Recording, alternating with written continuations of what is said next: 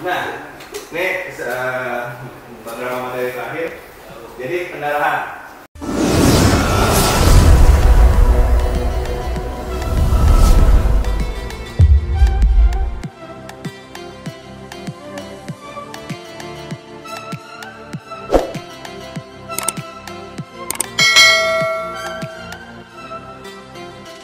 Jadi pendarahan itu ada dua, ada minor dan mayor.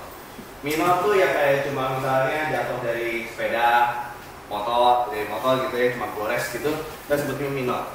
Tapi kalau luka mayor adalah luka yang muncrat, kayak film-film ya.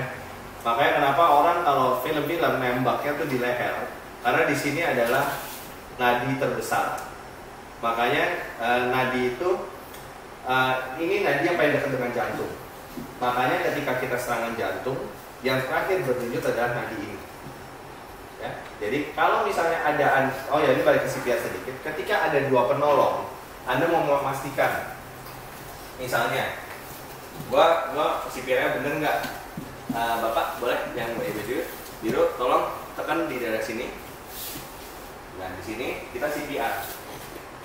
Dengan kita tekannya benar, bapaknya ngerasain Pak Agus ngerasain denyut nadi, berarti ada betul aliran darahnya. Jadi karena kita genjot, dia berdenyut, nadinya muncul. Nanti ketika dia udah sadar, oke, makasih Pak. Ketika dia udah sadar, orang bilang, oke, nadinya mulai berasa nih, mulai berasa. Oke, mulai kencang. Nah, berarti dia udah normal. Jadi itu untuk mencegah patah tulang. Kalau misalnya kita kedalaman, nggak ada yang nolongin, ya akhirnya kita nggak tahu kan benar atau enggak ya. Oke, balik lagi di sini. Nah, jadi kalau ini kalau ketembaknya di daerah sini, sini. Nah, biasanya kalau martial arts biasanya nyarinya itu kan ya, yang disobek pakai pisau ya. Set sini atau sini. Habis itu muncrat. Just. Nah, darah tuh ada dua tipe kalau muncratnya. Ada yang darah warna merah terang, itu darah bersih, darah yang bawa oksigen, itu darah yang paling bahaya. Atau darahnya merah marun, gelap, berarti darah kotor, berarti itu darah yang memang udah gak ada oksigennya. Jadi kenapa orang merasa sakitnya jantung sebelah sini? Karena darah oksigen bersih itu di sebelah sini ngalirnya. Ini darah kotor. Makanya kalau orang bilang sakit, gue serangan jantung di sini, jadi salah. Itu dari CPR berarti namanya. Kalau dari CPR aja lo. Ya, kayak sebelah kiri. Nah, jadi ini luka mayor. Nah, jadi kalau misalnya kita mau ngelakuin pertolongan pertama buat orang yang berdarah atau saudara kita yang berdarah, yang penting adalah bersihin tangan kita dulu. Tangan kita kotor. Semua sumber penyakit biasanya penularan dari tangan. Lalu setelah itu bersihkan luka. Kalau emang nggak usah pakai betadine. Alirin dulu pakai air dulu 10-15 menit. Sama juga kayak luka bakar, siapa pakai kecap? Yang pakai kecap di sini, alirin pakai air aja cukup. Alirin 10-15 menit supaya kotorannya keangkat. Lalu kalau dia bengkak, kompres pakai es batu.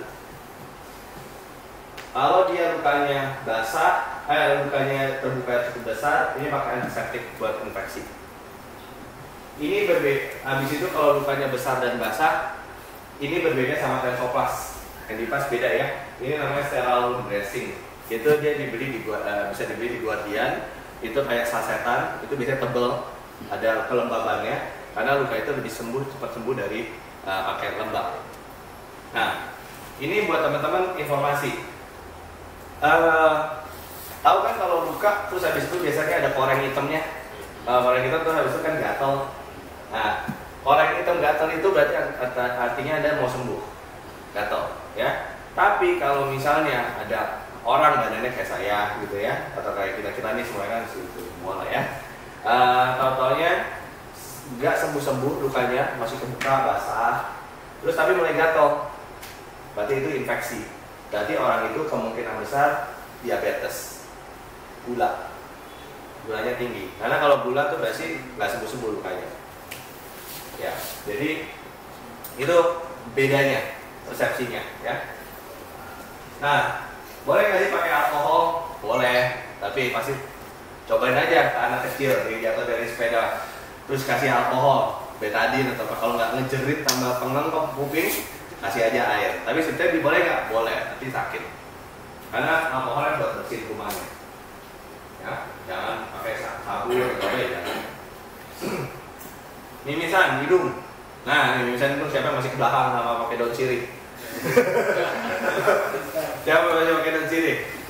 Nah, ya, jadi kalau kita mimisan hidung cukup ke depan aja sambil dipencet hidungnya sini. Kalau yang buat martial art mungkin pakai kompres batu dan pencet ini kurang lebih 3-4 menit dia berhenti. Karena darah akan mengental sebetulnya. Dipencet ditutup atau? Jangan tutup gini, bukan. Ya, ada tulangnya sedikit. Karena itu sebenarnya pembuluh darahnya kan terbuka.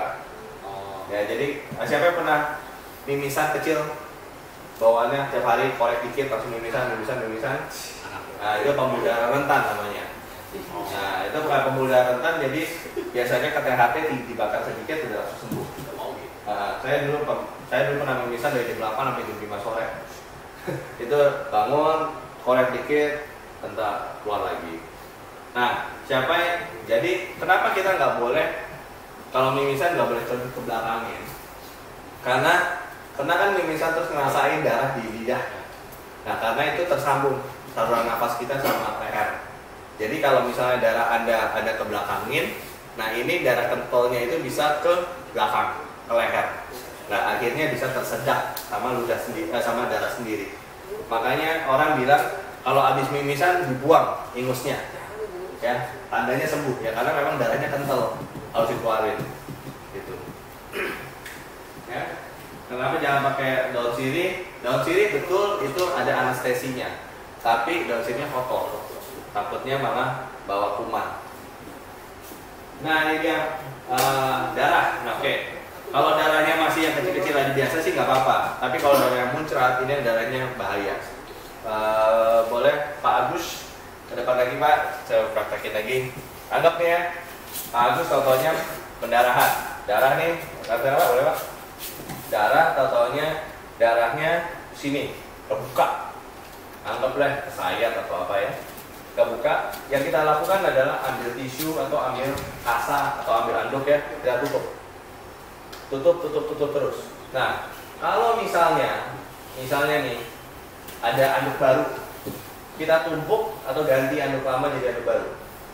Tumpuk atau ganti atau tumpuk? Tumpuk. Kenapa ditumpuk? Kuman. Lebih tebal. Dan juga dengan kalau kita buka, siapa tahu darahnya sudah berhenti. Kalau kita buka nanti bisa ketarik lagi. Jadi muncrat lagi. Karena darahnya udah mengkristal. Jadi tumpukan anduk pertama itu penting karena dia udah kristal, udah ngentok. Nah, kalau katanya pas sudah habis anduknya, katanya dia masih ngalir, yang kita bisa lakukan adalah angkat begini supaya dia nggak ngalir. Misalnya masih ngalir, orang pendarahan berdarah itu harus tenang. Dengan dia makin kencang, jantungnya makin mompa makin kencang, dia darah makin ngalir terus. Ya. Nah, kalau misalnya sampai akhirnya dia masih muncrat, masih ngalir, yang kita lakukan adalah tekan titik nadi. Saya tekannya Pak ya, sorry. Nanti Bapak ngerasain agak kesemutan, agak panas.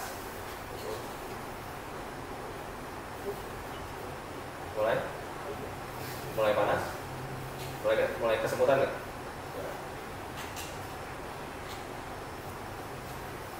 Sudah? Mulai panas? Udah, kesemutan dikit. Nah, ketika dia kesemutan begini, berarti darahnya saya stop. Ini dari saya neken nadinya dia. Ini kalau saya lepas, nanti Bapak akan ngerasa panas. Rasa panas Pak? Iya, oke, makasih Pak. Ini sama juga kayak pernah main itu pakai karet ditaruh di jari sama biru. Nah, itu karena darahnya nggak ngalir. Jadi sebetulnya teknik terakhir tadi itu saya berhentikan darahnya Pak Agus. Tapi itu nggak boleh kelamaan, 10-15 menit harus dilepas. Kalau nggak nanti ini harus diamputasi. Kalau darah kita terlalu tekan. Oke, jadi penekanannya kita punya 14 nadi, 7 nadi kanan, 7 nadi kiri. Oke, kita coba ya, satu ya. Setiap orang boleh keluarin 3 jari. 3 jarinya di pelipis. Yang orang disebut mata kedutan. Ada? Berasa? Ada. Halus banget. Ya. Oke, kedua sini. Di kanan kiri sama ya? Ada? Oke, kalau nggak ada sih kita sekian. Ketiga, di daerah sini. Ya. Yang orang di daerah jempol sini. Ada? Ya, di daerah sini. Makanya harus pakai 3 jari. Kalau pakai jempol biasanya di sini ada nadi juga sebetulnya. Sudah ya? Oke, 1, 2, 3, 4. Ini tarikan sprinting. Ada? Nah, titik nadi itu yang kita tekan sebetulnya. Oke? 4. Kelima, selangkangan. Udah masih dicoba. Ya, kalau mau coba kita rekaman nih ya. 5, 6 di sini di belakang, di daerah belakang sini, sama 7 di punggung kaki. Di daerah punggung kaki itu di sini. Ya, jadi 1, 2, 3, 4, 5, 6, 7. Nah, jadi kalau pernah nonton film Boston Marathon yang orang yang bom lagi maraton, totalnya ada bom, semua polisnya ngeluarin apa? Kayak pinggang untuk berhentiin darahnya. Itu yang kita sebut namanya tourniquet. Nah, jadi itu adalah sama nih kalau misalnya lagi motong di dapur ya. Habis itu putus jarinya. Putus, lepas. Yang kita lakukan tadi sama, ambil anduk, tutup, habis itu naikin terus tekan. Ini kan udah sendiri ya. Nah, jarinya diapain? Jarinya masukin ke dalam plastik bening. Orang bilang nyebut plastik gula tuh. Plastik gula yang terus habis itu masukin plastik yang ada es batunya kayak di ayam gitu ya. Jangan jarinya jangan langsung di atas es. Takutnya kotor. Habis itu langsung bawa ke ambulan. Bawa ke rumah sakit. Saya pernah nemuin 2 kali kejadian ibu-ibu jarinya putus sama orang yang dari kerjanya di percetakan ininya putus satu ini semua. Yang selamat, yang bisa kesambung, yang putus semua karena ininya dibawa. Yang ibunya ini ketinggalan di rumah. Jadi kan nggak mungkin kan pilih Gojek terus ada description dari gitu, ada Gojek yang mau. Ini Pak, nggak ada kok. Untungnya percetakannya dekat, jadi nggak dikasih es langsung bawa sama tangannya ini ya. Bisa disambung. Jadi si jari dan si es itu nggak boleh kena. Nggak boleh kena. Oh, dipisah. Jadi di dalam satu lambang yang sama, jadi gini, jarinya di dalam plastik, seal, habis itu di dalam plastik yang ada es batunya. Kayak daging. Ya kayak daging. Kan nggak lucu kan kalau description apa jari tengah gitu. Jadi di tengah lagi. Nah, jadi kapan harus nemuin dokter? Kalau lukanya terbuka lebar, sudah nggak berhenti dan 20 menit ya stop. Oke, terakhir. Oke, dari 2. Ini luka bakar ya. Kalau luka bakar jangan pernah kasih kecap. Jangan kasih yang kecap, odol ya. Odol mentega ya. Kalau bisa kasih terigu biar matang kalau perlu. Kalau luka bakar cukup airin air aja. 10-15 menit. Kalau memang perlu bawa ke rumah sakit, pakai plastik buah, dirap jadinya. Bawa ke rumah sakit, nanti biar rumah sakit yang benerin, bersihin. Ya, kenapa dikasih air supaya kulit-kulit yang sudah rusak mati itu nanti lepas sendiri dan dingin. Hati-hati buat anak, misalnya anak kecil yang terpapar air panas. Jangan pernah buka bajunya begini. Kalau buka bajunya begini biasanya kulitnya ketarik, kulitnya lepas nanti. Yang kita lakukan adalah robek bajunya. Karena ini pernah kejadian di salah satu kota, masuk ke panci gulali anak kecil, pas ditarik itunya lepas semuanya badannya. Jadi cuma tinggal kayak pulang aja, kayak seret lepas. Itu saya pernah nemuin juga kasus seperti itu. Nah, kalau yang pernah dengar namanya bioplacentol. Nah, ini bioplacentol itu tolong ditaruh di rumah-rumah kalau kecipratan minyak gitu, itu pakai itu jangan pakai odol. Ya, bioplacentol. Oh, sorry. Pernah dengar juga luka bakarnya 70%. Ya. Nah, badan kita itu 100%. Satu tangan kita tuh 1%-nya. Jadi kalau misalnya luka bakarnya daerah dada 15%, berarti ada 15 telapak tangan. Oh. Cara ngitungnya seperti itu.